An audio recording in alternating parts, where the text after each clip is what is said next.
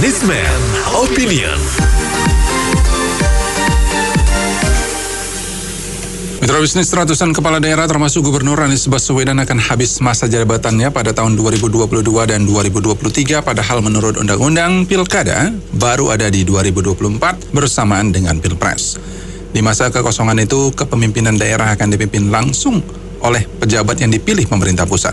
Ada usulan Kemendagri memperpanjang masa jabatannya sampai Pilkada 2024 agar pemerintahan berjalan lancar.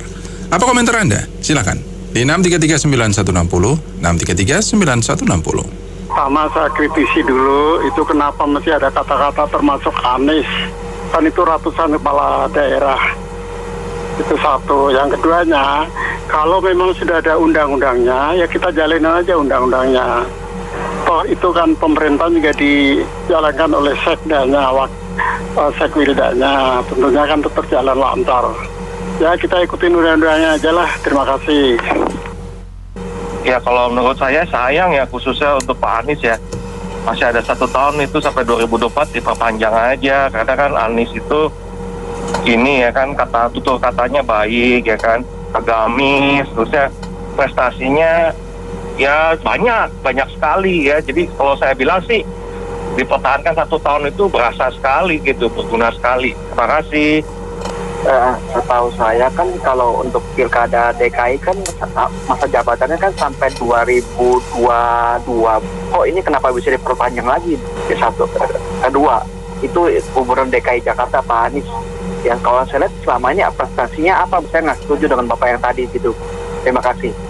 Gubernur atau kepala daerah ini kan saya golongkan 2 ya. Ada yang berprestasi dengan bagus, ada yang nggak menunjukkan prestasinya. Jadi kalau hanya demi kelancaran, tapi kita tahu gubernur itu atau kepala daerah itu prestasinya tidak bagus, buat apa menurut saya? Toh diperpanjang 2 tahun nggak bagus juga, memang nggak ada prestasinya gitu. Jadi mendingan diganti. Cuman memang kita nggak bisa ganti yang bagus kita pertahankan, yang nggak bagus kita ganti gitu. Toh akhirnya ganti semua. Dan lagi pula menurut saya kepala daerah mana sih yang bagus gitu sampai sekarang? Mungkin hanya 1-2 Jawa Tengah itu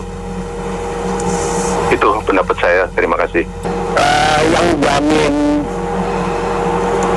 akan lancar siapa?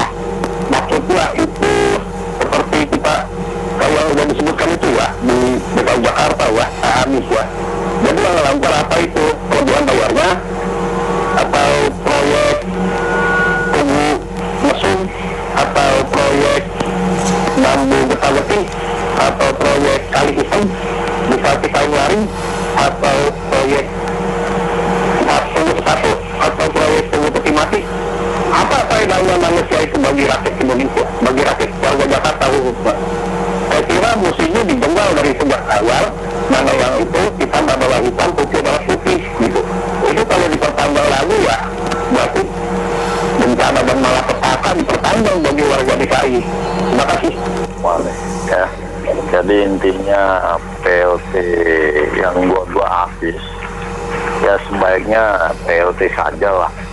Bukan Kemendagri yang menentukan, nanti yang ada KKN di lingkungan mereka saja yang mereka tunjuk-tunjuk. Jadi intinya kembali lagi, karena gubernur dipilih oleh rakyatnya setempat, jadi nggak perlu Kemendagri menunjuk PLT, lanjutkan saja untuk sementara, tidak boleh ngambil kebijakan-kebijakannya selama dia belum terpilih kembali. Itu saja. Jadi jangan sampai, saya tekankan lagi, jangan sampai Kemendagri memilih PLT gubernur setempat, karena nanti yang ada KKN lagi timbulnya. Itu saja. Makasih. Assalamualaikum. Jadi bagusnya itu negara itu dengan sosok ikut campur ke provinsi untuk hal demikian ya. Jadi mereka tuh tahu mana nilai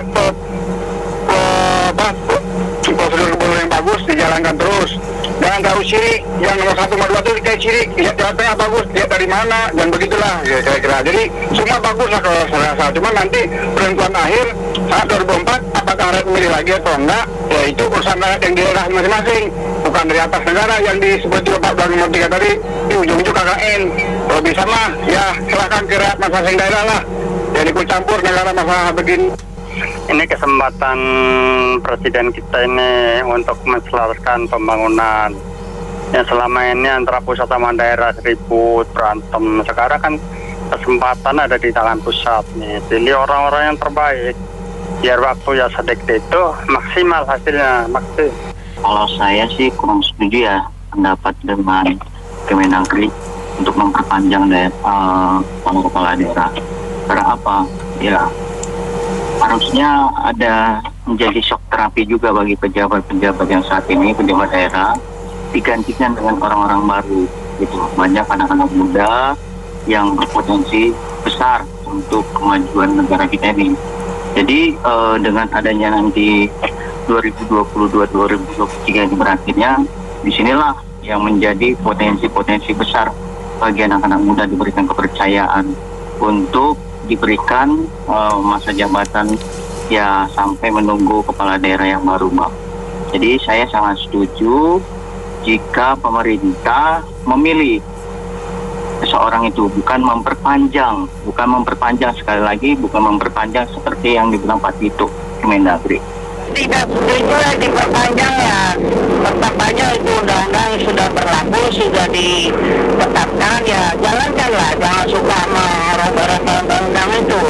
Jadi kebiasaan kita tuh suka bikin sendiri aturan, melanggar sendiri, merubah sendiri, jadi itu tidak benar. Kalau memang nanti yang sudah habis jabatan ya sudah habis, selesai. Nanti yang belum sampai pada 2024 dikasih PLT dari Kemendagri, pemerintah pusat itu sudah berlaku sesuai dengan koridor hukum yang berlaku, undang-undang sudah berjalan, itu tidak apa-apa, lanjutkan saja. Kalau saya lihat itu, kalau pilkada serentak yang lalu itu banyak orang-orang KPU atau yang mempersiapkan pemilihan umumnya itu banyak yang meninggal dunia kelelahan.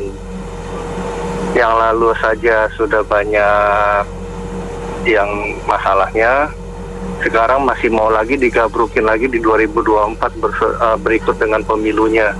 Legislatif berarti kepala daerah juga, presiden juga. Nah ini nanti akan terjadi kekacauan ya dalam pemilihannya ya. Saya melihatnya sih seperti itu. Sebaiknya sih dipisah-pisah saja, jangan terlalu digabrukin jadi satu. Nggak terlalu efektif itu. Terima kasih. Untuk pengganti kepala daerah sebaiknya dipilih dari Kementerian Dalam Negeri yang orangnya bijaksana dan baik daya. Terus kalau untuk DKI nanti selanjutnya saya berharap Ibu Risma atau kalau Pak Ganjar nggak bisa jadi presiden, tolonglah jadi calon gubernur DKI. Itu aja, makasih.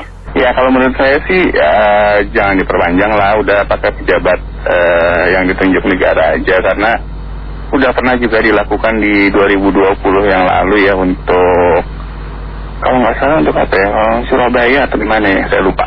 Tapi yang pasti udah pernah dilakukan dan baik-baik aja tuh. Dan kalau misalnya diperpanjang nanti jangan-jangan malah membuat incumbent ini menjadi berkuasa. Misalnya dia mau pilkada lagi, nanti bisa memanfaatkan fasilitas negara, atau mungkin yang mau nyapres yang di Jakarta ini bisa juga memanfaatkan fasilitas negara kalau dia masih menjabatkan. Kalau misalnya enggak kan berarti ya udah dia sipil biasa aja. Jadi kalau menurut saya tetaplah pakai pejabat yang dikasih pemerintah aja. Makasih. Diperpanjang atau tidaknya jabatan kepala daerah yang sudah habis masa jabatannya itu sepertinya tidak pengaruh sama sekali bagi rakyat ya, karena rakyat sudah tahu pemilih pilpres, pilkada itu rata-rata di belakang layarnya tidak jujur atau hanya terjadi settingan atau jabatan. Maksudnya settingan itu yang gratis atau calon negara VIP seperti anak dan menantunya penguasa itu bisa gratis, tapi yang lainnya disuruh bayar dengan modal yang besar. Jadi jangan heran kalau kata Ibu Menko ada 127 kepala negara itu tersangkut kasus korupsi. Bagaimana tidak? Karena mereka untuk menjadi pejabat kepala daerah kemungkinan itu kan memakai modal yang besar. Sehingga setelah menjadi kepala daerah, bagaimana caranya modal yang besar untuk menjadi kepala daerah itu bisa balik kembali? Ya salah satu caranya dengan cara korupsi itu. Dan cara-cara seperti ini dari tahun pemilu pertama tahun 1955 dulu sampai sekarang kemungkinan sudah dipakai, dan ini menyebabkan Indonesia mendapatkan pejabat-pejabat negara yang kemudian tidak jujur atau tidak berbeda jujur, kredibel, amanah dan patona, sehingga banyak yang bermasalah. Saya pikir ini perlu diperhatikan, apalagi pemilihan ketua seleksi Komisi Pemilihan Umum dan pemilu periode itu kan ketuanya itu kan sudah koloninya yang berkuasa sendiri, pernah jadi tim sukses ya. Jadi mau nggak mau nanti kemungkinan orang-orang ketua dan bawaslu jadi orang-orang yang berkuasa, dan mereka kelompok mereka lagi kemungkinan yang berkuasa lagi di tahun 2024 kemungkinannya. Saya pikir kemungkinan seperti itu. Terima kasih. Saya kira ini sesuai undang-undang aja ya. Sudah ditetapin begitu, ya ikutin aja. Oh, selama ini banyak yang menjabat juga nggak banyak karyanya tuh, ya nggak? Perpanjang buat apa? Nanti pencitraan segala macam, ya sesuai undang-undang lah. Saya kira begitu lebih baik ya. Jangan dikit-dikit mau rubah peraturan, rubah undang-undang. Kapan selesainya kita? Terima kasih. Belajar menghargai kesepakatan masa lalu. Jangan sedikit-sedikit mengubah dengan alasan untuk ini, untuk itu. Nanti kalau misalkan nanti pejabat-pejabat pimpinan daerah diperpanjang sampai pemilu 2024, ada alasan lagi Pak Jokowi 3 periode. Jangan menciptakan presiden yang tidak perlu. Harus jalankan apa yang sudah disepakati lebih dahulu. Terima kasih. Usulannya itu bukan usulan Mendagri. Usulannya adalah oknum yang ada di dalam Mendagri yang sejak tahun 2018 diangkat oleh DKI sebagai salah satu TGUPP DKI. Jadi nggak usah heran kalau ada usulan diperpanjang, tapi undang-undangnya tidak memperbolehkan hal itu. Jadi lupain deh perpanjangan. Kenapa? Supaya KPK bisa membredel kepala-kepala daerah yang korupsi. Dan Indonesia ini masih banyak kok di Mendagri itu orang-orang pintar. Makasih. Siapapun yang mengajukan usul itu bukan warga negara Indonesia. Kalau warga negara Indonesia setiap pada undang-undang.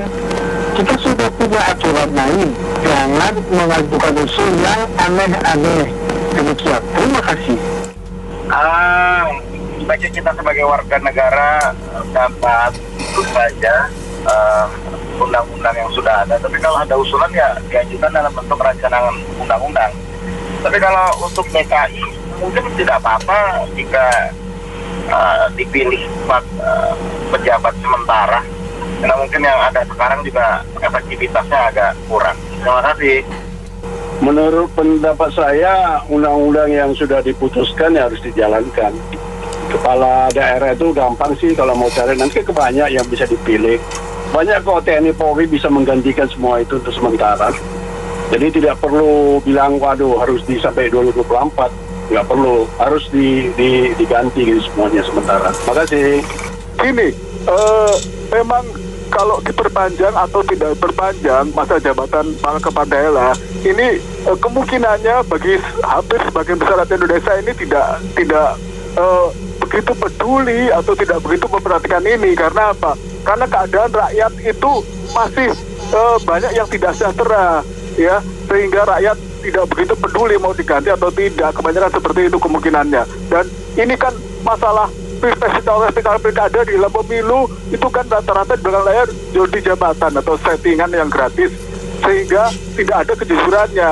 Dan kalau menghasilkan pejabat daerah pun atau pejabat negara itu rata-rata kemungkinan tidak jujur. Dan lihat saja ada 127 kepala daerah yang korupsi. Mereka korupsi mungkin karena waktu mau menjadi kepala daerah itu modalnya besar, sehingga mereka korupsi untuk membalikan modalnya. Saya pikir seperti itu kebenarannya. Terima kasih. Kalau saya sih lebih setuju diperpanjang aja.